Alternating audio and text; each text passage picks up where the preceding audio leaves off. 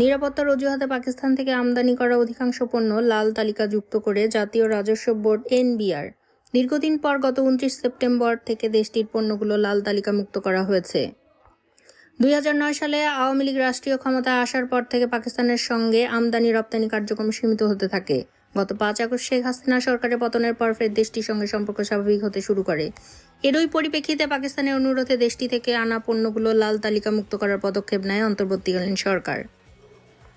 জাতীয় রাজস্ব বোর্ডের এনবিআর দ্বিতীয় সচিব মোহাম্মদ আব্দুল কাইয়ুম স্বাক্ষরিত এ সংক্রান্ত আদেশে বলা হয়েছে, বাংলাদেশে পাকিস্তান থেকে আগত সব ধরনের পণ্য অ্যাসাইকুডা ওয়ার্ল্ড পদ্ধতির রেড লেন থেকে অবমুক্ত করা হয়েছে। শুধুমাত্র পাকিস্তানের পণ্য রেড লেন ছিল। ন্যাশনাল সিলেক্টিভিটি ক্রাইটেরিয়ার পরীক্ষায় উত্তীর্ণ হওয়ায় পণ্যগুলোকে রেড লেন থেকে অবমুক্ত করা হয়েছে।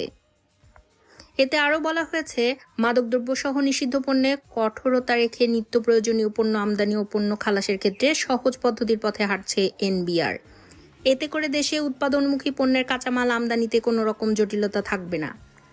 ফলে রেড লেন থেকে অবমুক্তকরণে অ্যাসিস্ট্যান্ট বা ডেপুটি কমিশনার পর্যায়ে কর্মকর্তাদের অধিক সময় ব্যয় হচ্ছে।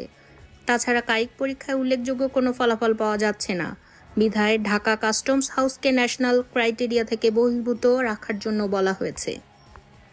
পাকিস্তান থেকে আগত সব ধরনের পণ্যের চালান ন্যাশনাল ক্রাইটেরিয়া বহির্ভূত রাখার সিদ্ধান্ত গৃহীত হয়েছে। তাছাড়া লোকাল ক্রাইটেরিয়ার আওতায় সময়ে সময়ে ঝুঁকি বিবেচনার ওই দেশ থেকে আমদানির ক্ষেত্রে পণ্যভিত্তিক রিস্ক ম্যানেজমেন্ট চালু রাখার বিষয়ে কাস্টমস হাউসগুলো প্রয়োজনীয় কার্যক্রম গ্রহণ করবে।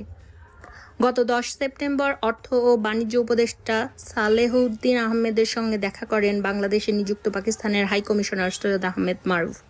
তিনি বাংলাদেশের সঙ্গে স্তিমিত হয়ে পড়া দ্বিপক্ষীয় বাণিজ্যিক সম্পর্ক জোরালো করার আহ্বান জানান।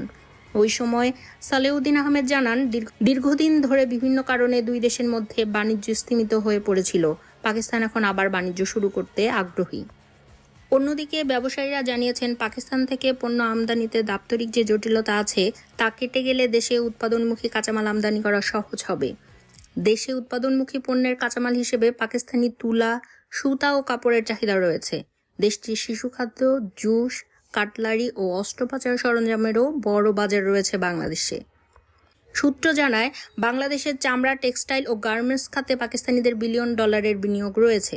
পাকিস্তান সরকারের তথ্যমতে 2023 সালেও বাংলাদেশ থেকে পাকিস্তানের রপ্তানি হয়েছে 6,33,00,000 বেশি পণ্য।